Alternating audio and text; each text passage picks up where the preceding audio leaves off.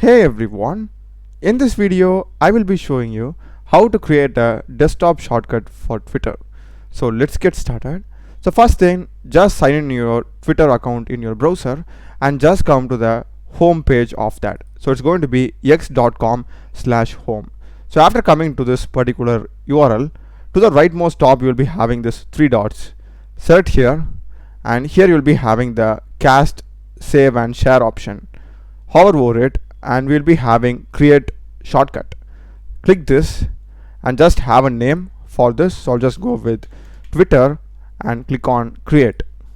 Now as you can see in my desktop, a shortcut called as Twitter will be getting created. So every time I click this, it will be directly taking me to the Twitter's official website. So for example, I will just close this, and here in my desktop, as you can see, we are having the Twitter shortcut.